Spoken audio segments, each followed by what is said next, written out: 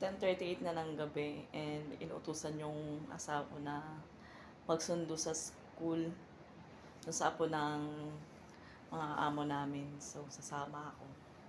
Naglaro yata ng football yung bata. So, sasama ako. Let's go, guys! Dahil nga wala na naman tayong magawa at day off naman bukas. So, sasama ako. Hindi nga muna ako nagpalit. Naka-uniform pa rin ako kasi magpapalit naman ako ng pantulog mamaya. So, my husband is waiting outside.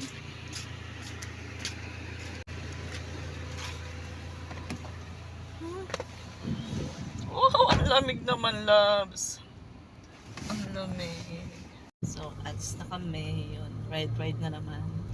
Wala naman tayong magawa. Kaya sama-sama na naman sa biyahe. At day off naman bukas. Diyan nga palabas na tayo ng Amir Fawaz. So, at ito nga ang Amir Fawaz Al Janubi District. At ayan po ang lugar namin. Kung nakikita man ninyo itong lugar na to, ayan po, malapit na kami dito. Construction is on. Ayan nga, naka-Indian seat lang tayo dito sa sasakyan.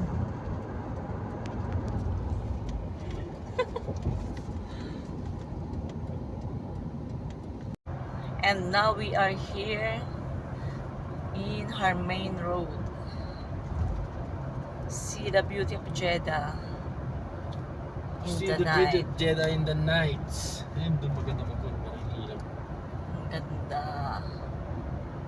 At eto na nga ang King Abdulaziz University. Dito nagtatrabaho yung aming tatay. Tingnan nyo yung kalsada dito. Ang kinis niya. Para siyang basa eh. Pero makinis siya. Makinis pa sa mukha ng auntie mo. Nandito na nga tayo sa Prince Majid and susunduin nga natin yung apo ni nanay at tatay. Yung pinakapanganay na apo niya. Naglaro ng football. And sumama ako dahil wala na naman akong magawa. At wala naman tayong pasok bukas. So, sama-sama na lang sa biyahe. And bibirang mangyari ito na inuutosan naman yung asawa ko sa gabi. Eto na nga, nandito na tayo sa school ng apo ni nanay. Eto siya. Yun, parkingan. So, ang daming waiting. Nandito na nga kami nakapark. At mga 3 minutes pa before 11 bago siya pumunta dun sa gate para sunduin ang apo ni nanay. Mga lipstick. Yun ang asawa ko, papunta na siya dun sa gate. Susunduin na niya si Haider. Si Haider ay ang pangalan na apo ng aming mga amo. So, ano na si Marjo.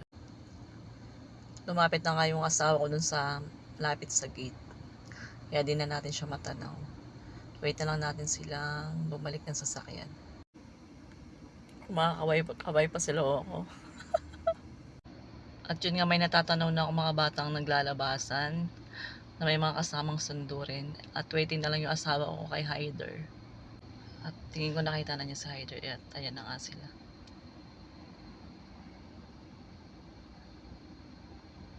Yan si Haider. He's a 10-year-old. And he plays football. Naglaro siya ng football kaya nandito siya sa school.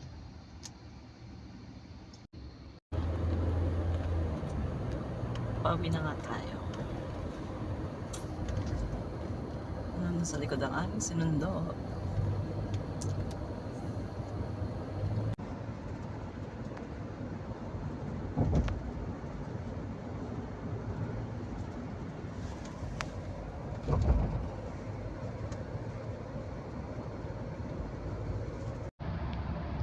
Ayan nga, nakatulog siya. Pagod siguro sa laro ng football.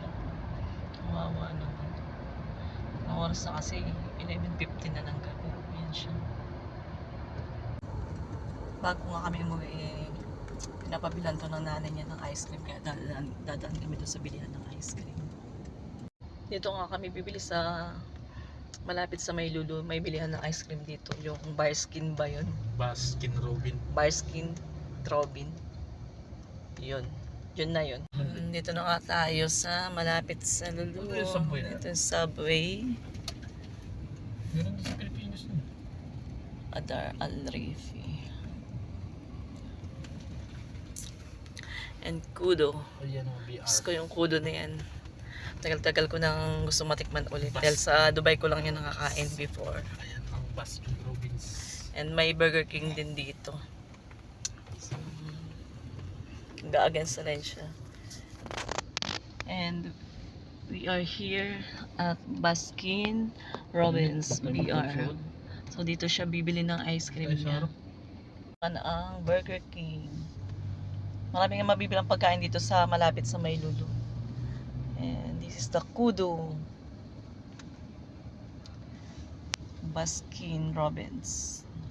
And tabi niya ang KFC. So dito bibili ang aming sinundo. Ito na kayong dalawa. Yan, si Hyder.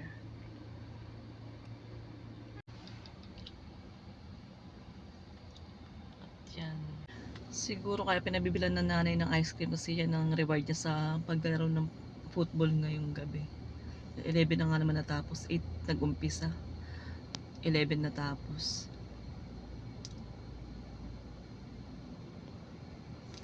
Namimili pa nga ata siya.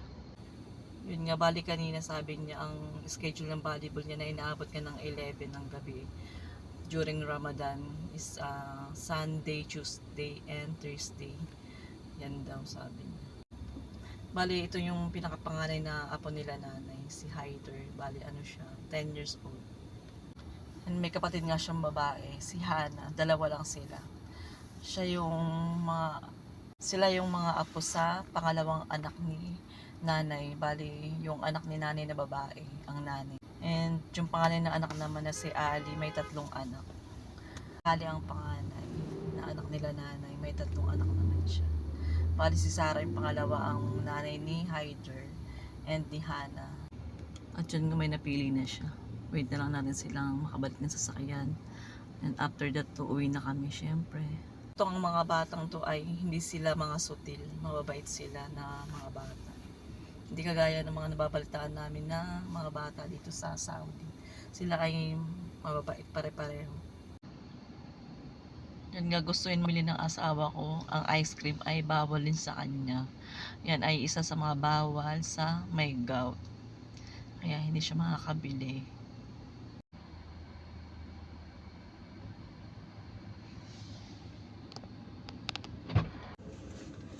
At uwi na tayo mga mare kung expired. So yan nga ang pinaka-famous ice cream dito sa Saudi, ang BR. Mare, and andun na sinulungan namin, nasa loob na siya. So thank you so much and God bless.